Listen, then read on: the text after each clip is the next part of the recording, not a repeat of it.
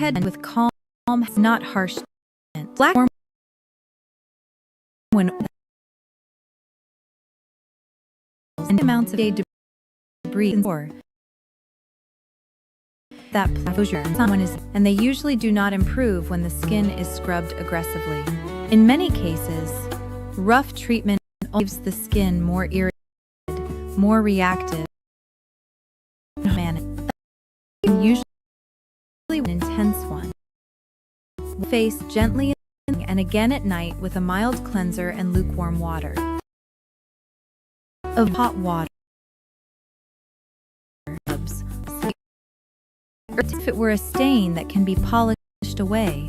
If makeup, sunscreen, sweat, or daily buildup is still on the skin at the end of the day.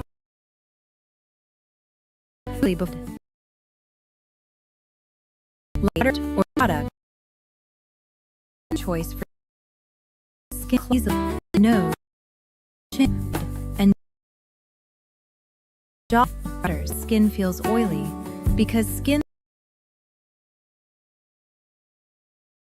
comfortable react if it's slick acid clogged material help keep locked over thing and steady instead of trying too much too fast. Squeezing blackheads with fingernails or metal tools may feel productive for a moment, but it often leads to irritation, lingering cycle of creates hair palm heavy product can be conduct head and products facial skin whenever possible. Pillowcases, hats, and phone screens do not need to become a source of anxiety. It's a betterment. Prevention like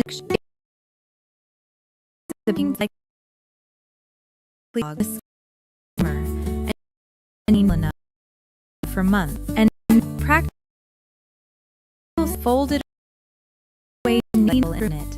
Let us move into the longer, warmer, and much more cheerful part of the evening, where instead of cleansers, cotton pads, and magnifying mirrors, we find ourselves in a small American town full of casseroles, raffle baskets, pie, folding chairs, and one retired gentleman who accidentally becomes far more important to local happiness than he ever intended. In the town of Willow Ridge, Tennessee, 74-year-old Samuel Dorsey believed that most trouble arrived disguised as friendliness. A person would smile, carry a clipboard, say something like, "We just need a little help," and before you knew it, you were moving folding chairs, slicing pie, or serving as chairman of an event you had never agreed existed.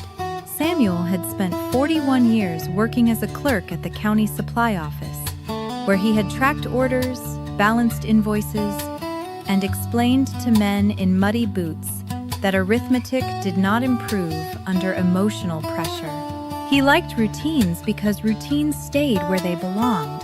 He liked coffee before words, radios at a reasonable volume, and evenings that did not involve raffle tickets. He lived alone in a white clapboard house with dark green shutters, a front porch shaded by an old maple, and a garage so organized that neighborhood children believed there must be secret rules posted somewhere inside. His wife Clara had died 6 years earlier. Since then, he had built his life around careful repetition.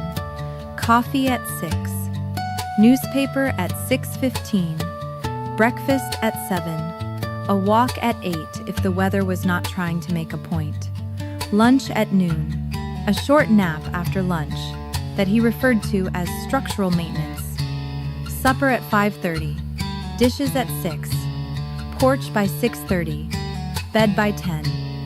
It was a decent life, predictable, quiet, respectable.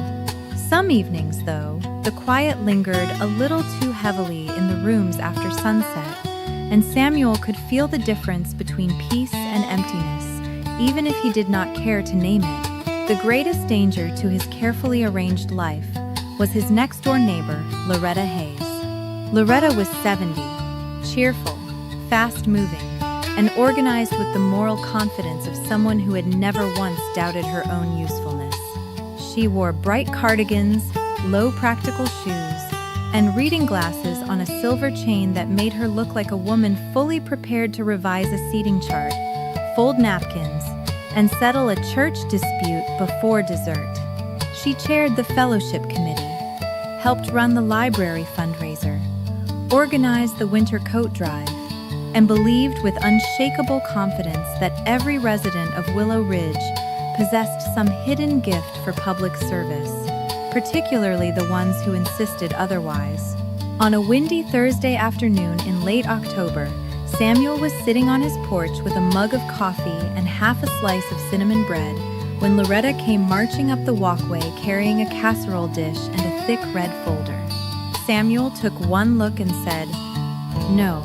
Loretta stopped at the bottom step. "You haven't even heard me. You have a folder. I also have chicken casserole. That means the folder is serious. That means I came prepared." "For what?" "For your refusal." Samuel leaned back in his chair. "Then at least one of us is respecting reality." Loretta climbed the steps anyway, set the casserole on the porch table, and sat down without invitation, which was one of her many efficient crimes. "The Harvest Moon Social has a problem," she said. Samuel closed his eyes for one brief second. The Harvest Moon Social was the annual church hall event involving casseroles, string music, raffle baskets, local gossip, homemade pie, decorative lanterns, and enough folding chairs to seat either a potluck crowd or a mild constitutional crisis. "What sort of problem?" he asked. "The MC canceled." "Why?" "His daughter invited him to Nashville." "That sounds legitimate." "He also said he was not really a microphone person." Samuel nodded. "That sounds wise." Loretta ignored him. "So naturally I thought of you." "Why would you do that?" "Because you speak clearly. People trust you. And you are funny." Samuel stared at her. "I am not funny." "You are after 70. Dry counts." "I worked in inventory control. You spent 4 decades explaining numbers to impatient people in work boots. You can handle a room. That is not the same as wanting one. You do not need to entertain. Just welcome people, introduce the musicians, announce the raffle baskets, and keep things moving. That sounds like work in polished shoes. That sounds like community. That sounds like trouble wearing gravy." Loretta smiled. "You'll be good. I'll be reluctant. That is not a skill." "It should be." She tapped the folder. "I may already have written your name in pencil." Samuel looked at the casserole. "You volunteered me before I agreed?" "In pencil," she said. "I'm not reckless." "No," he replied, "just efficient in a way that burdens the spirit." "Tomorrow, 6 o'clock. And if I refuse, I'll tell everyone you were intimidated by a microphone and decorative wheat. Those are not equal threats. Together, they make a convincing story." So that was how Samuel Dorsey, retired clerk and guardian of quiet evenings, became the emergency MC of Willow Ridge's Harvest Moon Social. For the next 24 hours, Samuel prepared as if he were about to moderate a treaty between hostile pie factions. He found his navy blazer, the one reserved for weddings, funerals, and restaurant dinners where napkins arrived, folded like architecture. He polished his loafers. He wrote note cards. Then he rewrote them. Then he made backup note cards in case the first set failed morally. On Friday morning, his daughter Lauren called from Louisville. "Dad," Loretta told Mrs. Boone. Mrs. Boone told Aunt Margaret, and Aunt Margaret told me you're hosting the church social. Loretta should not have access to communication systems, Samuel said. Lauren laughed. "You'll do great. I have 7 note cards. That means you care. I have backup note cards. That means you're still exactly yourself." I also practiced pronouncing the fiddle player's last name. That means you're prepared.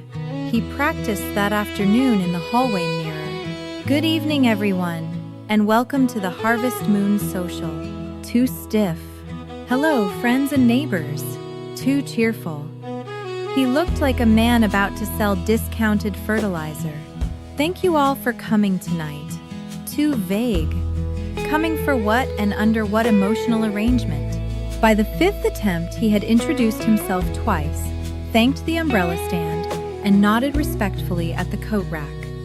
At that point, he decided the house had already done enough. Loretta arrived at 5:40 in a rust-colored sweater and earrings shaped like tiny maple leaves. You look distinguished, she said.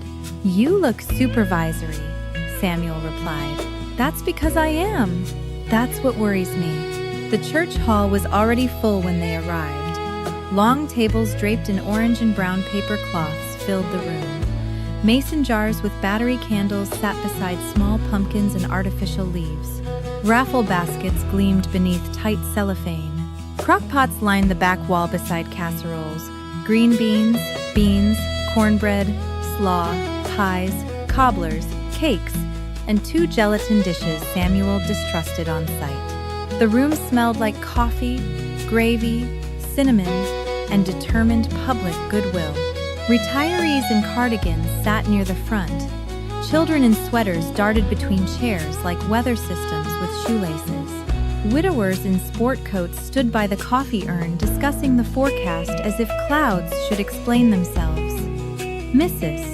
Pennington guarded the pie table with the composed alertness of a museum curator protecting a priceless collection. Loretta handed the microphone backstage.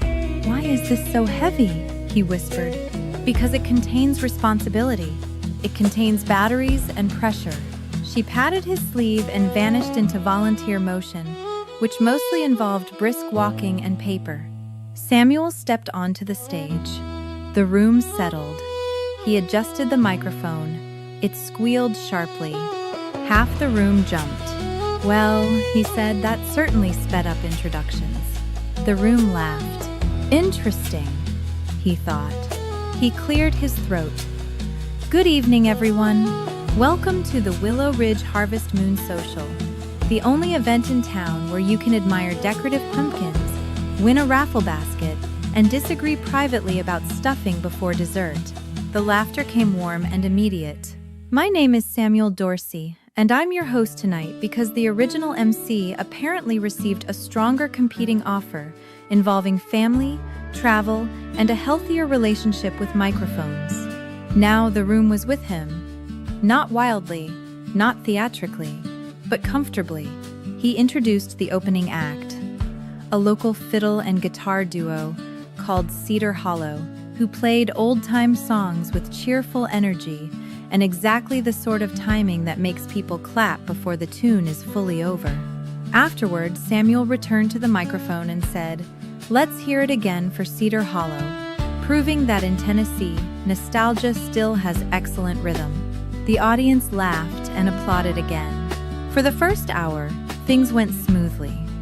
There was music, supper, a short prayer, and the gentle movement of people pretending not to calculate how quickly they could reach dessert without appearing obvious. Samuel relaxed. He even improvised a line while introing the raffle baskets.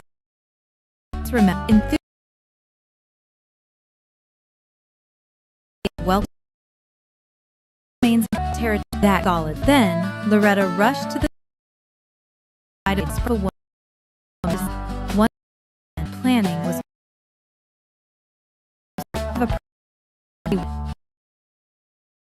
that phrase is getting far too much exercise.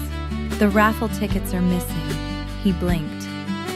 The sold tickets? Yes. Sold tickets and then lost. We still have the back.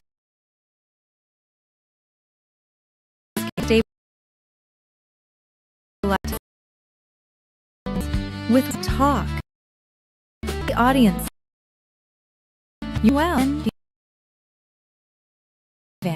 Stand was her preferred management style. He stepped back to the microphone. Ladies and gentlemen, while several competent adults search for the missing raffle tickets in a room containing no wilderness, I thought I'd ask an important question. How many of you have ever lost something and then found it in a place so absurd you had to question your own judgment? Hands shot up all over the room. Samuel nodded solemnly. Good. Then we are among our people. A woman in the second row called out. I found my glasses in the refrigerator. Samuel pointed at her. Classic. Cold storage for vision. The room laughed. A man near the coffee urn said, I found my hearing aid in the silverware drawer.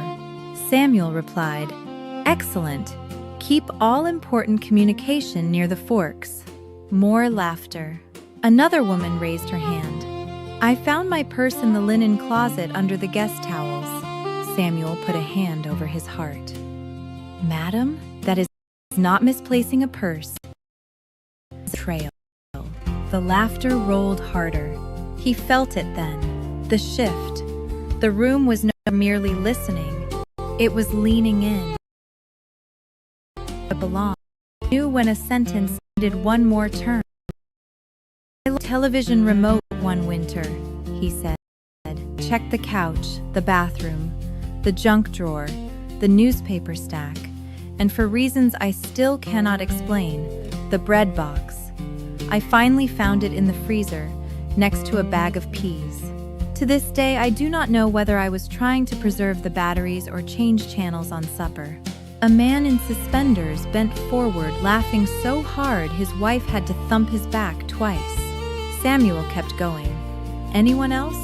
A retired nurse in a blue cardigan called out, I found my dentures in the knitting basket. Samuel nodded gravely. That explains why the Afghan looked judgmental. The hall erupted.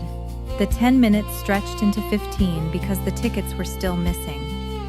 Samuel turned the delay into a full conversation. People confessed to finding keys in flour tins, wallets in the freezer, and one roast chicken in the microwave because it had been placed there temporarily for safekeeping. One grandmother admitted she hid emergency chocolate in a brand cereal box because no grandchild alive would willingly search that far. Samuel said, Ladies and gentlemen, we have learned two things tonight. First, Willow Ridge cannot be trusted with loose objects. Second, every adult over 60 is operating a classified dessert program. That got the biggest laugh of the night so far. Loretta finally reappeared, laughing despite herself. We found the tickets, she whispered. Where were they? In the piano bench. Samuel looked upward.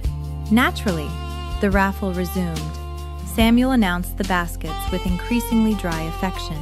Basket number 3 includes apple butter, pancake mix, maple syrup, 2 dish towels, and a candle labeled Country Morning, which I assume is meant to smell like optimism and lumber. The audience loved it. Then came the guest entertainment, which brought a fresh problem. Clyde Harmon, age 78, approached Loretta holding a harmonica case and the confidence of a man who had once been applauded at a fish fry and had not emotionally left that moment since. Loretta hurried to Samuel. Clyde wants 10 minutes. Samuel looked at the harmonica. Will there be structure? There will be sincerity. That is not the same thing. He's already opening the case.